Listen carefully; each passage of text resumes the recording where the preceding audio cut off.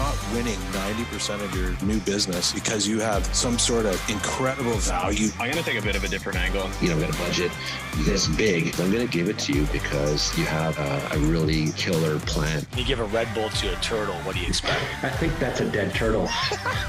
So let's move on to... E-Rig. Cheers. Cheers. Cheers.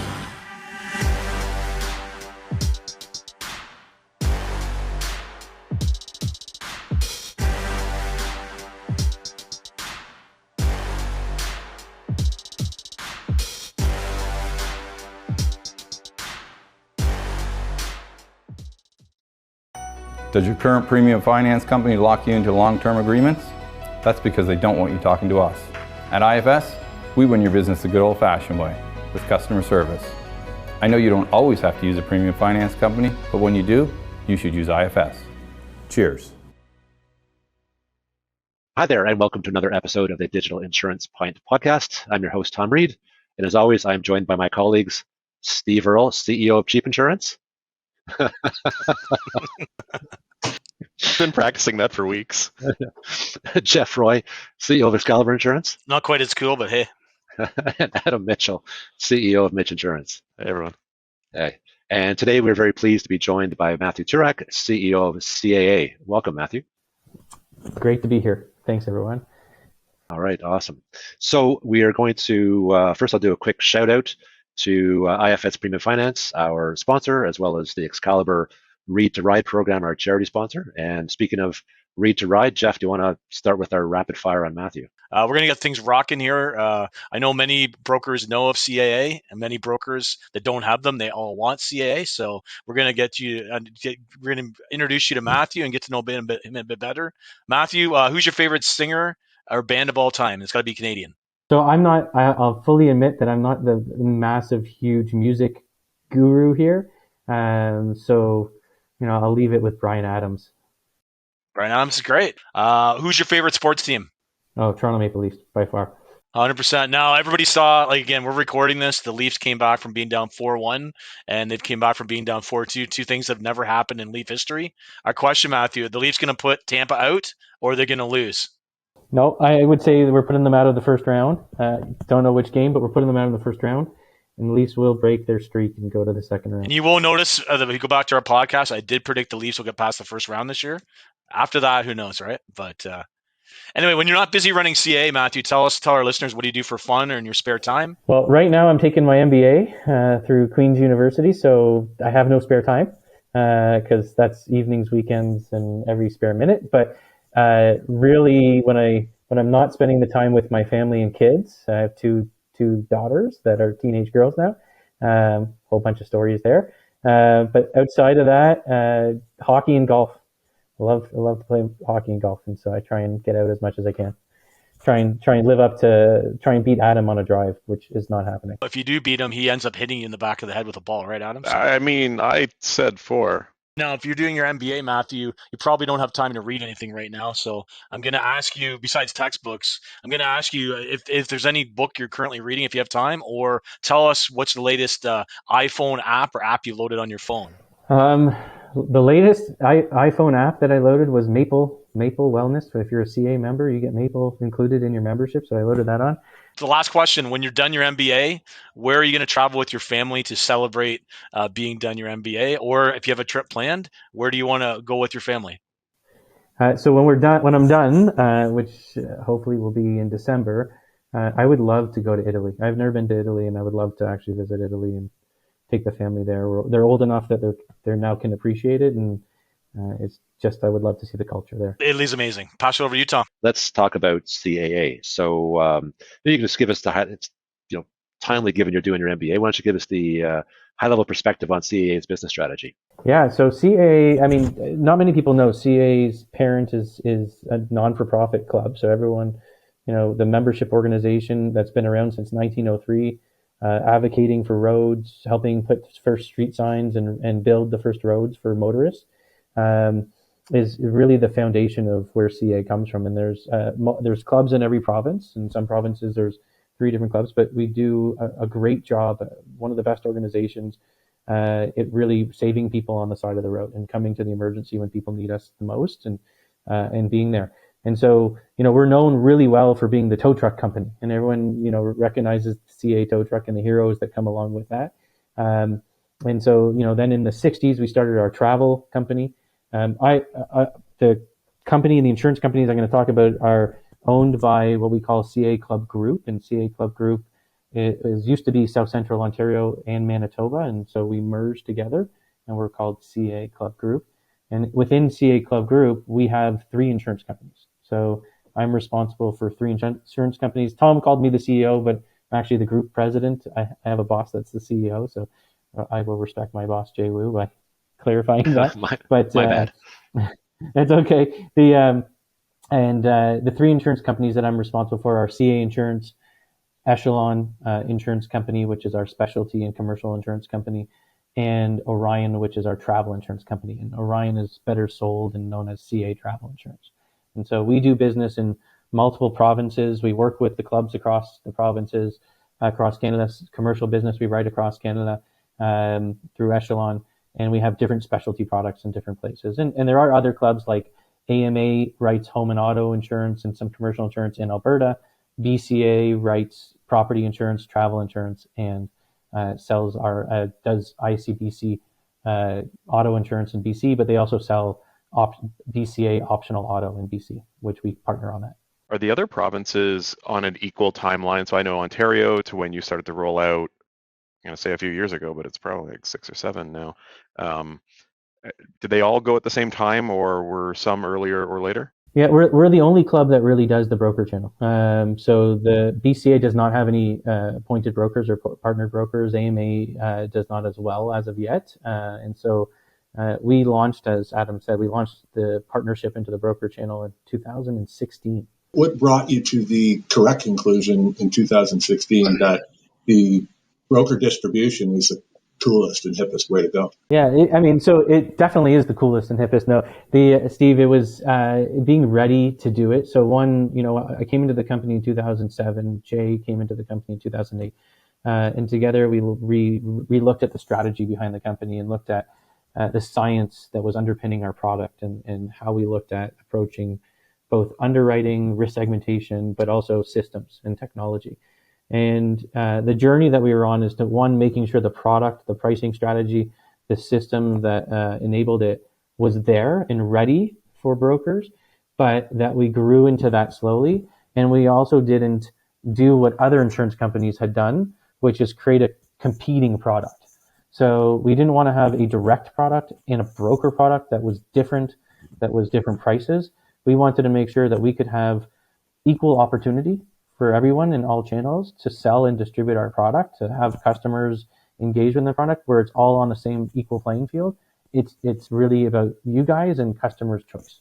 And so when we went out to the broker channel, it's the same product. We don't have a different product in the direct channel, a different sales opportunity in the direct channel, different discounts. It's all the same for our brokers as it is for the direct channel. And we think that is how we make it about consumer choice and who can give, the right service, the right opportunity, who the consumer wants to buy with and who they want to get service with. And we can back you guys by having an amazing product and an amazing experience for customers. Let's unpack that one too. Why?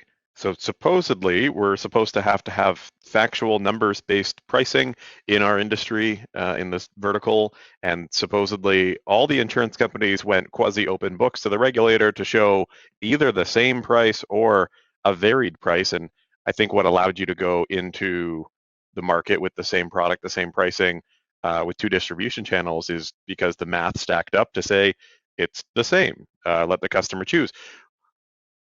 Putting the flag out there that you would be likely guessing, but you're a smart guy deep into this network, more so than many listeners. What would you think is the reason, or how did the opponents that didn't come out with same pricing, same product, why? What holds them back from doing that, or how can they even have the same math come out to a different answer? Well, I don't think it's the same math. That's part of the problem is that, when you look at a traditional direct channel, you would have a call center, right? You would have a call center where what an insurance company would do is try and leverage scale and size to bring down expenses and bring down costs of that distribution. We're not that typical company. We never were. We do have a call center. Absolutely. We have one in Atlantic. We have one in Ontario. We have a call center, but we also have regional agents who sit in stores who service customers, and we pay rent and we pay service. So we have this hybrid between a call center and a local agent. And when you bring the costs of having that together, that cost is actually very equivalent to what we have with our local brokers, right? And what we pay the broker agency. So we were able to prove to our regulators that the cost base for CA insurance, which was we were never a company who had an expense ratio of 24% or 23%. We were always, just a little bit north of 30, 33, 34, 35%, which some can say is not efficient. I would say is actually appropriate in terms of the expense to premium weighting for us. And that then allows us to say we're not going to see any or a very, very small difference between what we would experience with the broker distribution as we would experience internally. So therefore, my product doesn't have to change in price. So let's talk about the brokers here. So we've talked to number. Obviously, this is the Digital Insurance podcast, and we have 3 of the leading digital brokers, or modern brokers, as Adam coined the phrase a little while ago. Not every broker is on that path, right? There are brokers who are far advanced, like the guys here. There are brokers who are heading in that direction. There are brokers who are not. How important is it to your distribution model, to the end customer, to your business, that brokers are modernizing? Is it important, or? It's important to me because it's important to you. I'm going to put it that way. If you're asking me, do I want to take CA insurance and go direct to consumer and have a bind online? No. But I do think that there's a strategy for you guys, for the brokers, to be digital, because consumers want to talk and communicate and interact with brokers in a different way, whether that's digital online, digital communication, chat, interaction from documentation, or through being able to make a transaction, or to call you guys and to talk to the human behind the machine. So I think consumers want to interact, and I'm going to say myself in that way, in such a different magnitude of ways at any given time. And it will change. It will change. And so I think you guys, the brokers, need to continue to facilitate that. I think being able to get to people digitally, because we're all living on our phones and our computers these days, so being able to get my attention that way, extremely important. Do I do ads, and do I have digital content out there? Absolutely. I think some of you may have seen the CA ads recently. We're occupying airspace, TV, through the internet, through social, optimization or social platforms. We're there, but actually you'll see my ads don't have any call to action. My ads are designed so that the customers go back to you, the broker, and say, do you sell this product? This was really intriguing. Like, maybe this company is good for me. And it's designed so that we specifically don't tell the customer, oh, call this number. We tell them there's a benefit here, and we're different, and we're unique, and you may want to actually go shopping. So are you, just out of interest, are you calling out other brands that also engage in a fairly heavy amount of online and traditional advertising that have a specific call to action, which is to call them and maybe call the broker at some point? I would say there's a conflict there. And it's something, and it's not that I don't do any direct marketing. I do direct marketing for my direct channel, but we've actually evolved quite a bit over the last number of years to really make sure most of our marketing, if not almost all of it, is channel agnostic. And I think there's a conflict when you're trying to drive business to your direct channel, but also support your brokers under the same name and the same banner. There's a lot of brand hungry competitors and sort of partners to us that are out there really pushing hard on their brand. And if you land on any of their branded assets, it directs it away from us. So it's not channel agnostic. It goes into their call center, their owned channels, and then some of those same brands get quite upset when you don't support their branding efforts, even though all of the funnel goes away from you. On this, and I know Adam and I have talked about this, but portals is a perfect example, right? And there's a company out there who, if customers want to see their renewal, they drive them to their portal, right? They don't say go to the broker portal. or they don't say go to the broker. They say log into my company X portal, and that's how you're going to get it. And I think there was a point in time where brokers were given a choice of use the portal, that's it. But we don't take that approach, right? We have created our customer portal where yes, customers and usually the direct customers can go there, but we've allowed for the brokers to, and we want the brokers to keep the customers in their own design platforms. I don't want you, unless you need me to, I don't want you to actually send the customer to my portal. This is your customer. This remains in your platform. I need to be able to give you the data and the information or the policy information so that you can serve it up to your customer. Brokers have had apps and portals of their own for their customers for a longer period of time than insurers have. Our technology was more advanced some time ago, so we already have a portal. It's a fact that when I got this right from Guidewire, it is cheaper to build an API into a broker's management system than it is to build a portal and maintain that portal on an ongoing basis. So one of the things that we do at C Insurance, or when we started C Insurance, we actually didn't have eDocs and upload, download. Our very first 5 brokers actually said to us in 2016, just give us Guidewire, give us access to Guidewire. We're good. We don't want another portal. We don't need and what we learned through 2017, 18 is actually brokers wanted us to have upload, download. They wanted eDocs. They wanted all the integrations. So we had to build them because the journey for us was not just to give access to Guidewire. That wasn't as friendly because it took people out of the BMS or brokers out of the BMS system. Wasn't as friendly as doing some of the upload, download. So we did build the APIs and we built the integration to do the upload, download, eDocs, and policy change.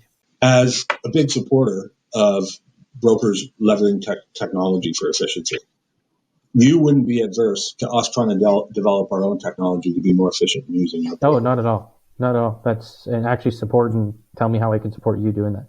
Well, robotic process automation comes to mind because, there's tools available now that we can leverage to sort of, I guess, MacGyver it. Until we have that API connectivity and stuff, we can leverage technology on our side to eliminate those key clicks that we're unfortunately being forced to do in a multitude of portals. And we'd like to be able to leverage that. So I'm happy to hear you say that you're supportive of our efforts. Yeah, I want brokers and your house, your shop, and your strategy behind it. I want you to be as efficient and use technology to create efficiencies as much as possible.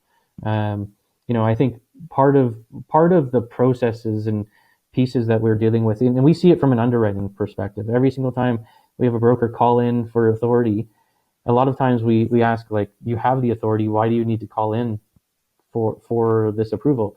And most of the time the answer is, well, this is an internal process that we have to call to get an approval for this. And, we talk to brokers, we talk to, all of our partners about, what can we do? So what can we do to enable you? Because we've given you the authority to make that decision. We've given you the authority. You don't need to call in for a reference code or whatever. I know you have your internal process, but what can we do together to evolve that? Because you already have it. You don't need me to go, what do you want to do? Yes, we're okay with that, when you already have the approval and authority to do it. And so what can I do to help you, whether that's technology, whether that's efficiency or process engineering, robotic process engineering, what can we do? 2018, we had a couple 100,000 with CAA. It's had a 2,200% growth rate as a book compared to our 170%, which is still a good, but it's far out indexing us as a business and climbed over a number of other partners, winning all kinds of business. So at this pace, you're going to be bigger than Intact in 3 more years and be the market leader. So a couple questions of how the heck did you do it? How did you pick a section of the market as at least a new broker entrant you thought you could get some success in? And to what end? How does the future look? Fantastic question. I'm going to try and unpack that a little bit in parts. So, we spent a lot of time and before we launched our broker channel and partnered with brokers to really create a really strong segmented pricing and risk strategy where we could offer really the best drivers, really competitive rates, and price the ones who we think have more risk and will lead to losses at different rates. And at points in time, people say, well, Matt, that this rate that you're offering to this driver is just so far out of the market, and that's by design, right? We've designed our pricing strategy to really be attractive for a very good group of not only property but auto drivers, ones that we have modeled out to not have losses and produce good and deserve the lower rates. And then Adam, we were very selective with our broker partners in that we picked we don't have thousands of broker partners. We don't have hundreds of broker partners. So, I think in CA Insurance, I have 150 across Canada, but I have very select, and I'm not looking at growing to hundreds and thousands of broker partners. We picked very select broker partners. One, independence was a big piece for us. We could not be owned and run by other insurance companies in the competition. And two, we wanted partners who really understood had a good underwriting shop, understood how to treat customers, and really reflected the values of CA, right? We're a very, if not the most trusted brand in Canada. It's come from we have a long legacy and history of being that trusted company. And one of the things that we do for our brokers and for your insureds and the clients is we live up to that trust, right? We're going to be there for you. And through that trust, it comes with being transparent. It comes with being price savvy. It comes with being reasonable for there and only reflecting what we need as a company. And through COVID was a perfect example. We were one of the first to give a rebate. We added on rebate checks. We brought our prices down and we kept them down. And I'm going to say not only kept them down, even through 2022, when people said COVID is gone and driving has returned, we still had our prices down in COVID rate relief arena. And so we constantly look at how can we give back to consumers, how can we give back to our partners, and how can we keep rates low for those good drivers and charge the ones who are causing the losses the appropriate rate for that. And we are constantly evolving that. It doesn't mean that every driver is never going to see a price increase, but what I mean by that is we're still going to always try and keep the lowest rates there for the best drivers. And we've done a great job. I agree, you've done a great job. I think it's taken the industry a bit by storm, and it's taken competitors, and I've not heard competitors talk about anyone else with as much focus as they currently look at and analyze CAA. From the outside, ill-informed or uninformed, I think it's a really interesting strategy where, as a fresh to the broker market, you can come out and say, hey, I think there's extra margin in a few of these categories. And to steal our favorite Jeff Bezos quote is, my competitor's margin is my opportunity. So you come out and you can start targeting people that have a 20-year record of not crashing, making the wager that they will continue to not crash, and they're quite good. And a bit of a sidebar, I love strategies that are, in hindsight, so obvious. Right? It was sitting right in front of us the whole time of, if you find somebody with a 20-year trend line of not crashing, who cares what tickets they have? They likely won't crash next year. So they'll close that sidebar, and I think that's great. This strategy also, I don't know a lot of people have talked about it, boxes out a lot of your competitors, because if you have $500 million book of drivers where you're capturing some extra margin on it, and you come in and start picking off one by one a reasonable margin and writing it, the only way for them to respond in the market, because it's a regulated product, is to hand back all of the premium and margin to all the other ones. So it's really handing them the gun and asking them what they want to do next. Well, you get to build a clean sheet of paper, a fresh book. Now, that's a bunch of compliments of things I think are really cool. I'll go on to the next side of what competitors talk about is that, these prices aren't sustainable, you're not reserving enough, and these are hypothetical deductions they're making. But what are your responses to competitors and haters that have something to say about all the growth you're having? I would say keep thinking that, because I'll keep taking your business. That's fine. So, there's different challenges facing different companies. If you're a publicly traded company, you have shareholders that you're accountable for. And, your shareholders are looking at what your share value is. And the share value moves based on your market share, based on your bottom line, how much profit you're bringing in, what size of the market, a number of factors. but I don't have those pressures. So, if we want to give relief and rebate because we don't need to make big margins during COVID years, I can do that. If I say I made more than I thought and we want to continue to give some of that back, we can do that. Our value is that we're there for customers, we're there for members, and that we can be sustainable through the growth and be there for our brokers over the period of time. I mean, we're a very solid organization. We have a great parent company and a very good surplus at CA to sustain growth.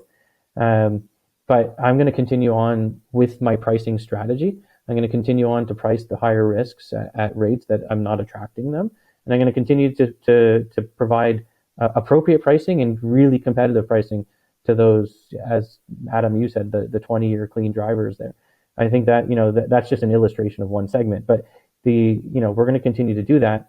And if the marketplace doesn't want to compete with that and they think that I'm too cheap for that because I'm charging I have a smaller margin than they do, I'm okay with that. I mean, that to me, then members and insureds that you guys are insuring are going to get a value by bringing that over to CA. Well, we've talked about how the vast majority of the non-insurance public out there who all buy insurance look at auto insurance as a commodity, right? And when you are a rational person and you see a commodity, well, the rational thing is to get that for the cheapest price possible, right? So if you see a way to take a couple $100 off of a thing that you probably think you're not going to use anyway, it's a super rational choice, but it's actually a really bad choice because this rationality, this commoditization actually is, ends up with negative outcomes, and it's going to happen.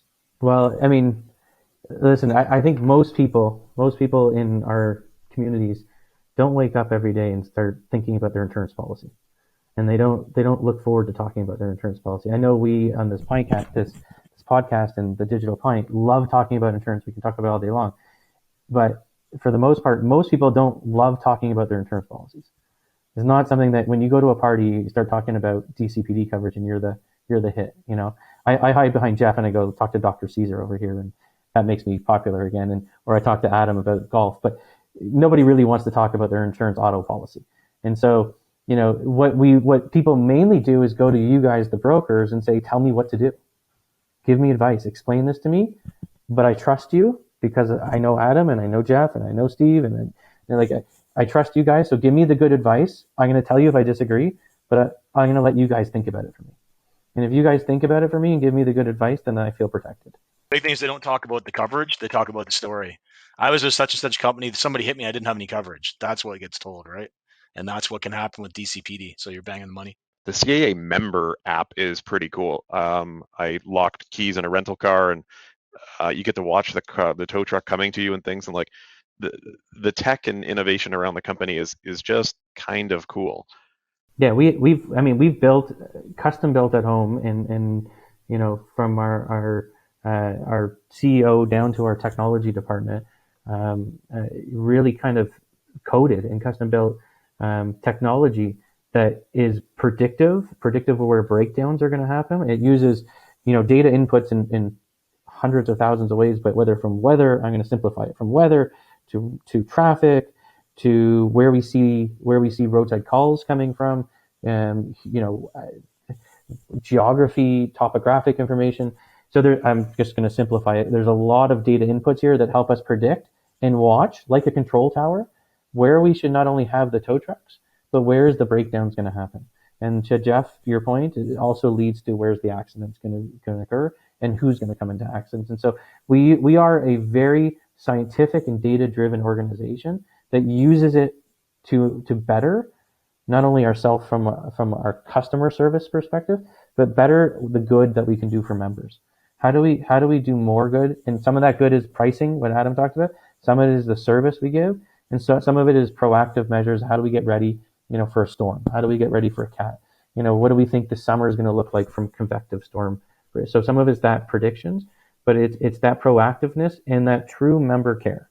I know I see it, like I'm circling to it, but we are an organization that truly cares about our membership and our insureds, and really do everything we can to support that, including growing. And Adam, I know you're going to coin me on, we'll keep taking your business, but the reason why I like keep taking your business is because I truly believe that we can, with that business, we can support them in ways that is not typical of insurance companies.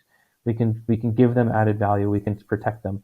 And at the end of the day, like our organization, we like to say this internally, is that we're obsessed with member safety. And at the end of the day, we are all about creating a safer community, safer roads, safer environment, and safety for insureds while they're driving. And so if we can do that, then we've accomplished our goals.